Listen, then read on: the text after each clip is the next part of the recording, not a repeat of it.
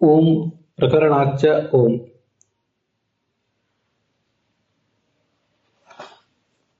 ನೈವೇಹ ಕಿಂಚನ ಅಗ್ರ ಆಸೀನ್ ಮೃತ್ಯುನೈವೇದಂ ಆವೃತಮಾಸೀತ್. ಈ ಅದಿತಿ ಶಬ್ದದಿಂದ ವಾಚ್ಯನಾದವನು ಯಾರು, ಸರ್ವಾರ್ಥ ಆದವನು ಯಾರು ಅನ್ನುವುದನ್ನ ನಾವು ನಿರ್ಧಾರ ಮಾಡುವ ಪ್ರಸಂಗ ಬಂದಾಗ ಪ್ರಕರಣವನ್ನು ಕೂಡ ಗಮನಿಸಬೇಕು ಅಂತ ಈ ಸೂತ್ರ ಹೇಳ್ತದೆ. ಆಚಾರ್ಯರು ಅದನ್ನ ಮೊದಲೇ ಹೇಳ್ತಾರೆ. ಅಪ್ ಸಂವತ್ಸರ ಸೃಷ್ಟಿಯಾದಿನ ಪ್ರಕರಣಾಚ್ಚ. ಈ ಮೃತ್ಯು ಶಬ್ದ ವಾಚ್ಯನಾದ ತತ್ವ ಅಪ್ಪನ್ನು ಸೃಷ್ಟಿಸಿದ್ದಾನೆ, ಮತ್ತೆ ಸಂವತ್ಸರ ಶಬ್ದ ವಾಚ್ಯನಾದ ಚತುರ್ಮುಖ ಬ್ರಹ್ಮನನ್ನು ಸೃಷ್ಟಿಸಿದ್ದಾನೆ. ಇದನ್ನೆಲ್ಲ ಮಾಡುವ ಸಾಮರ್ಥ್ಯ ಇರುವುದು ಭಗವಂತನಿಗೆ ಮಾತ್ರ ಅಂತ ಅದರಲ್ಲಿ ತಾತ್ಪರ್ಯ. ಆದ್ದರಿಂದ ಸರ್ವಾರ್ಥ ಅಂದ್ರೆ ಯಾರನ್ನು ತಿಳ್ಕೋಬೇಕು? ಅತಿಥಿಯನ್ನು, ದೇವಮಾತೆಯಾದ ಅತಿಥಿಯನ್ನು ಮತ್ತೆ ಯಾರನ್ನೋ ತಿಳ್ಕೋಬಾರ್ದು, ಹೊರತು ವಿಷ್ಣುವನ್ನೇ ತಿಳಿಯಬೇಕು ಅಂತ ಅದರ ತಾತ್ಪರ್ಯ. ಇದರ ಅರ್ಥವನ್ನು ನಾವು ಮೊನ್ನೆ ದಿವಸ ನೋಡ್ಲಿಕ್ಕೆ ತೊಡಗಿದ್ದೀವಿ. ಬೃಹದಾರಣ್ಯಕ ಭಾಷ್ಯದಲ್ಲಿ ಅದರ ಅರ್ಥವನ್ನು ಆಚಾರ್ಯ ವಿವರಿಸಿದ್ದಾರೆ. ಅದಲ್ಲದೆ ಅದೇ ಅರ್ಥವನ್ನು ಅಭಿನವ ಚಂದ್ರಿಕಾ ಟಿಪ್ಪಣಿಯಲ್ಲಿ ಸತ್ಯನಾಥೇತಿಗಳು ವಿವರಿಸಿದ್ದಾರೆ. ಅದನ್ನು ಕೂಡ ಗಮನಿಸಬಹುದು. ಪದಾರ್ಥವೇ ಇರೋದ್ರಿಂದ ಅದನ್ನು ನೋಡ್ಲಿಕ್ಕೆ ನಮಗೆ ಹೆಚ್ಚು ಸುಲಭ ಆಗ್ತದೆ ಅಷ್ಟೆ. ಅಲ್ಲಿ ಇಹ ಅಂತಿದೆ ನೋಡಿ. ಇಹ ಅನ್ನೋದ್ರಿಂದ ಪ್ರಾರಂಭ ಕಂಡಿದೆ. ನೈವೇಹ ಕಿಂಚನ ಐತಿ. ಅಗ್ರೆ ಅಂದ್ರೆ ಪ್ರಳಯ ಅಂತ. ಇಹ ಅಸ್ವತಂತ್ರ ವರ್ಗೆ. ಸ್ವತಂತ್ರ ವರ್ಗನಾದ ಭಗವಂತ ಒಂದು, ಸ್ವತಂತ್ರ ಅಸ್ವತಂತ್ರ ದ್ವಿವಿಧಂ ತತ್ವ ಮಿಶ್ಯತೆ ಅಂತ ಎರಡು ಥರದ ತತ್ವಗಳು. ಸ್ವತಂತ್ರ ತತ್ವ ಭಗವಂತ, ಅವನಿಗೆ ಸಂಬಂಧಪಟ್ಟದ್ದಲ್ಲ ಇದು. ಅಸ್ವತಂತ್ರವ ಜಗತ್ತಿನಲ್ಲಿ ಕಿಂಚನ ಯಾವುದೇ ಜಡವಾಗಲಿ ಜೀವವಾಗಲಿ ನೈವ ಆಸೀತ್ ಇರಲಿಲ್ಲ. ಜೀವ ಮತ್ತು ಜಡ, ಈ ಜೀವರು ಅನಾದಿಗಳು, ಅದರಿಂದ ಯಾವಾಗಲೂ ಅವ್ರು ಇರಲೇಬೇಕು. ಅದರಿಂದ ಅವರು ಇರಲಿಲ್ಲ ಅಂದ್ರೆ ಹೇಗೆ ಅಂತ ಪ್ರಶ್ನೆ ಬಂದ್ರೆ ಅದಕ್ಕೆ ಮೃತ್ಯುನೈವೇದಂ ಆವೃತಂ ಆಸೀತ್. ಈ ಜೀವ ಮೊದಲಾದದ್ದೆಲ್ಲವೂ ಕೂಡ ಮೃತ್ಯುನಾಯವ, ಮೃತ್ಯು ಶಬ್ದವಾಚ್ಯನಾದ ನರಸಿಂಹನಿಂದಲೇ ಆವೃತವಾಗಿತ್ತು. ನಿತ್ಯವಾದ ವಸ್ತು ಸಮೂಹ ಇತ್ತು. ಜಗತ್ ಪ್ರೇರಕನಾದ ಸರ್ವಸಂಹಾರಕನಾದ ಹರಿಯಿಂದ ಆವೃತವಾಗಿತ್ತು. ಆವೃತವಾಗಿ ಸುಪ್ತವಾಗಿತ್ತು. ಏನು ಕಾರ್ಯ, ಅದು ಮುಂದಿನ ಸಾಧನೆಗೆ ಬೇಕಾದ ಯಾವುದೇ ಕಾರ್ಯವನ್ನು ಅದು ಮಾಡ್ತಿರ್ಲಿಲ್ಲ ಅಂತ ಅದರ ಅರ್ಥ. ಇದಂ ಜೀವಾದಿಕಂ ಮೃತ್ಯುನಾಯವ ಆವೃತಮಾಸೀತ್. ಅಲ್ಲಿ ಅಶನಾಯ ಅಂತ ಶಬ್ದ ಇದೆ. ಅಶನಾಯ ಹಿ ಮೃತ್ಯು ಅಂತ ಅದಕ್ಕೆ ಅರ್ಥ ಬರೀತಾರೆ. ಅಶ್ಯತೆ ಇತಿ ಅಶನಂ ಜಗತ್. ತಿನ್ನಲ್ಪಡುವುದರಿಂದ ಈ ಜಗತ್ತಿಗೆ ಅಶನ ಅಂತ ಹೇಳ್ತಾರೆ. ಕೊನೆಗೆ ಸರ್ವಭಕ್ಷಕನಾದ ಭಗವಂತನಿಂದಲೇ ತಿನ್ನಲ್ಪಡುವುದರಿಂದ ಅದಕ್ಕೆ ಅಶನ ಅಂತಾರೆ. ಸಾಮಾನ್ಯವಾಗಿ ಅಶನ ಅನ್ನುವ ಲಿಟ್ ಪ್ರತ್ಯಯ ಶಬ್ದಕ್ಕೆ ತಿನ್ನುವಿಕೆ ಅಂತ ಅರ್ಥ ಆಗ್ತದೆ.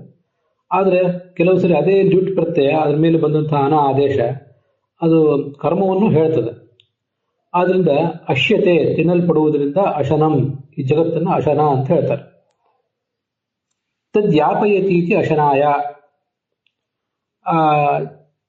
ಜಗತ್ತನ್ನ ಯಾಪಯತಿ ಅಂತ ಮುಂದೆ ಯಾ ಪ್ರಾಪಣೆ ಅಂತ ಧಾತು.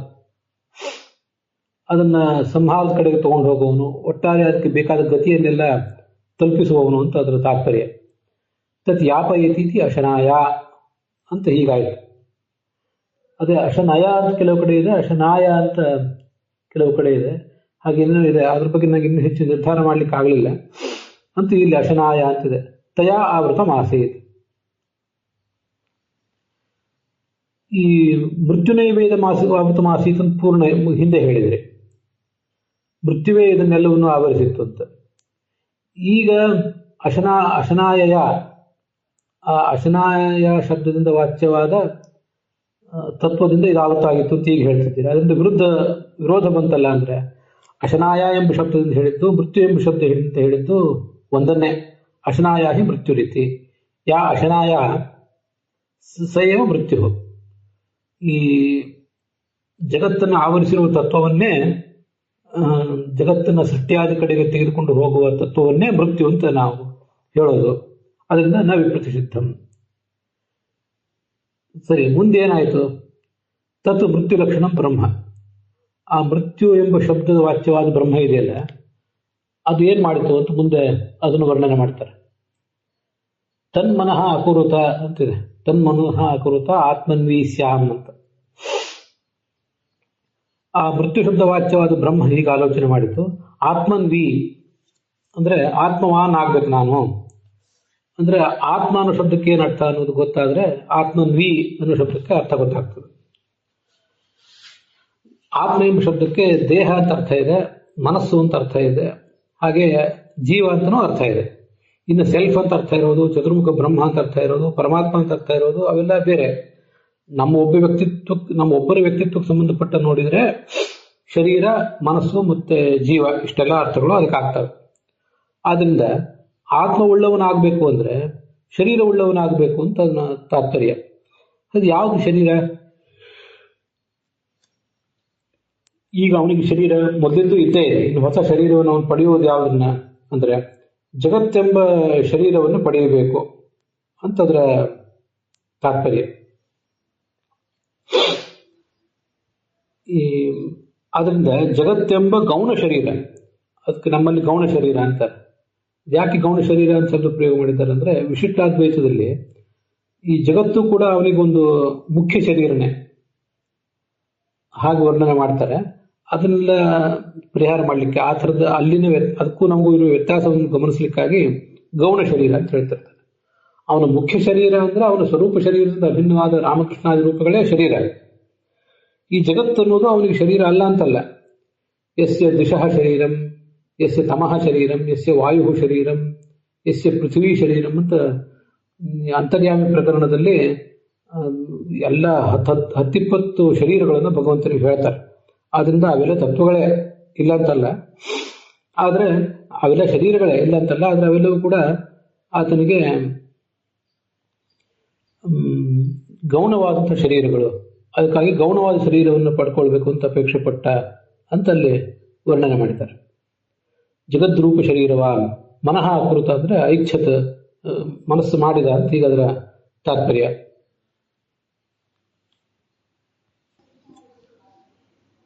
ತತ್ವಪ್ರಕಾಶಕಾದ ಪಾಠದಲ್ಲಿ ಮೃತ್ಯುನೈವೇದ ಮಾವಸೀತ್ ಅಶನಾಯಯ ಅಂತಿದೆಯಲ್ಲ, ಅದಾದ್ಮೇಲೆ ಒಂದು ಫುಲ್ ಸ್ಟಾಪ್ ಅಥವಾ ದಂಡ ಬೇಕು ಸಂಸ್ಕೃತದ ಭಾಷೆಗಳನ್ನು ಹೊಂದುವಂತೆ.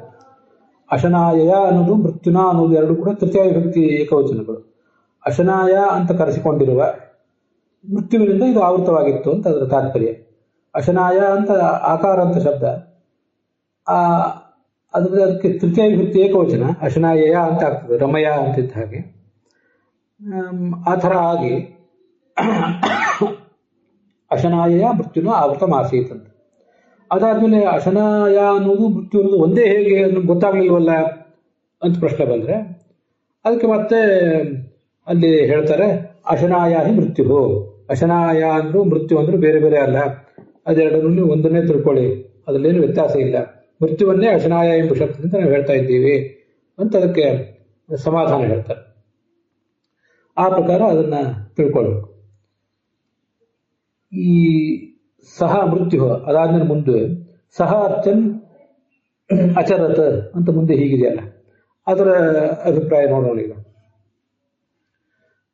ಅಲ್ಲೇನಿದೆ ಅಂದ್ರೆ, ಸಹ ಆ ಮೃತ್ಯು ಶಬ್ದವಾಚನಾದ ಭಗವಂತ ಅರ್ಚನ್ ಆತ್ಮಾನಂ ಪೂಜೆಯನ್ನು, ತನ್ನ ಪೂಜೆಯನ್ನು ತಾನೇ ಮಾಡಿಕೊಳ್ತಾ ಅಚರತ್ ಅಂತಿದೆ.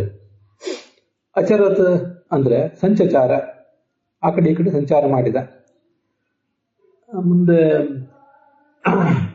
ಅಚರತ್ ಅರ್ಚತಃ ಆಪೋ ಅಜಾಯಂತ, ಅವನು ಹೀಗೆ ಅರ್ಚನೆ ಮಾಡ್ತಾ ಇರುವಾಗ ಅದನ್ನೇ ಬರೆದ್ರೆ ತಸ್ಯ ಅರ್ಚತಃ, ಷಷ್ಠಿ ವಿಭಕ್ತಿ ಏಕವಚನ, ಅದು ಸತಿ ಸಪ್ತಮಿ ಪ್ರಯೋಗ ಇರ್ತದಲ್ಲ ಹಾಗೆ ಷಷ್ಠಿ ಪ್ರಯೋಗ. ಅವನು ಹಾಗೆ ಪೂಜೆ ಮಾಡ್ತಾ ಇರುವಾಗ ತಸ್ಯ ಅರ್ಚತಃ ಮೃತ್ಯೋಹೋ ಸಕಾಶಾತ್ ಆಪಹ ಅಜಾಯಂತ, ನೀರು ಹುಟ್ಟಿತು.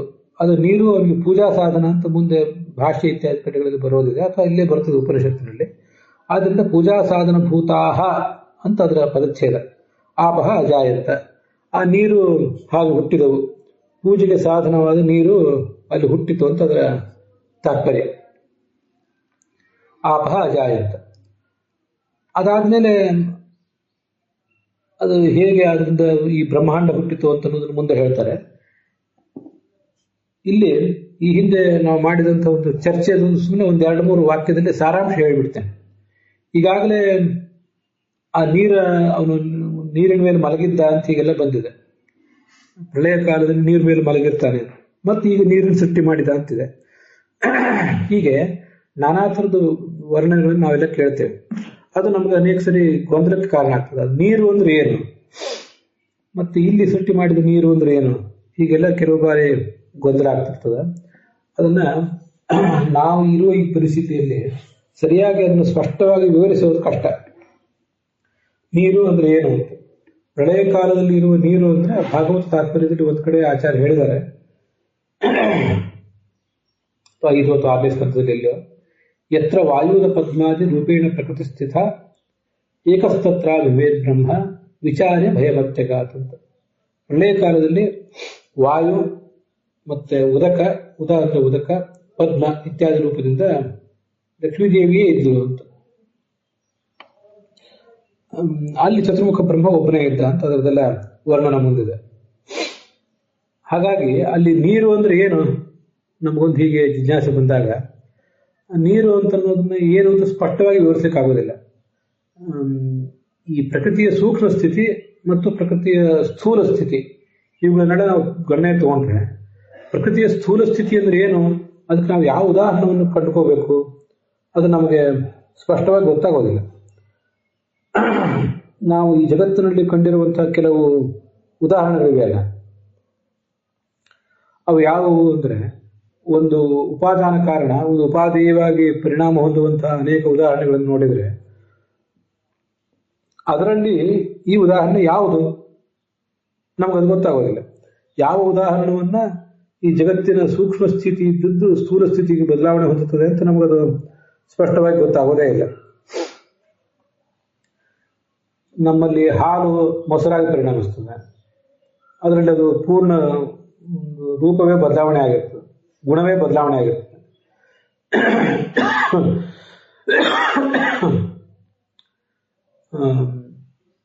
ಹಾಲು ಮೊಸರಾಗಿ, ಮೊಸರು ಮಜ್ಜಿಗೆಯಾಗಿ, ಮಜ್ಜಿಗೆ ತುಪ್ಪವಾಗಿ ಪರಿಣಮಿಸ್ತದೆ. ಅವಕ್ಕೆಲ್ಲ ಒಂದು ದ್ರವ ಆಕಾರವೇ ಇರ್ತದೆ ಸಾಮಾನ್ಯವಾಗಿ. ಈ ಬಂಗಾರದ ಗಟ್ಟಿಯನ್ನು ಆಭರಣವಾಗಿ ಪರಿಣಮಿಸಿದಾಗ ಅಲ್ಲೂ ಕೂಡ ಉಪಾದೇಯ ಸಂಬಂಧ ಇದೆ. ಅಲ್ಲಿ ಅದಕ್ಕೊಂದು ಆಭರಣದ ರೂಪ ಇರ್ತದೆ. ಮೂಲ ಬಂಗಾರಕ್ಕೆ ಆಭರಣದ ರೂಪ ಇರೋದಿಲ್ಲ, ಇಲ್ಲಿ ಒಂದು ಆಭರಣದ ರೂಪ ಬಂದಿರ್ತದೆ. ಈ ಥರ ನಾನಾ ಥರ ಇರ್ತದೆ. ಮತ್ತೆ ಮಣ್ಣಿನಿಂದ ಗಡಿಗೆ ಆಗುವುದು, ಬಂಗಾರದಿಂದ ಆಭರಣ ಆಗುವುದು, ಅದೆಲ್ಲ ಒಂದೇ ಥರದ ದೃಷ್ಟಾಂತಗಳು.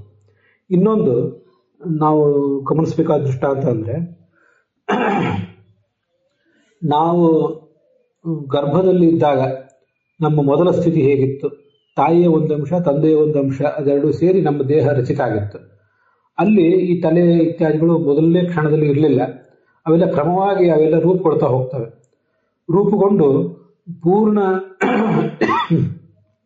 ನವರಂಧ್ರಗಳು, ಕೈ ಕಾಲು ಇತ್ಯಾದಿಯಿಂದ ಕೂಡಿದ ಶರೀರ ಒಂದು ಹುಟ್ಟುತ್ತದೆ.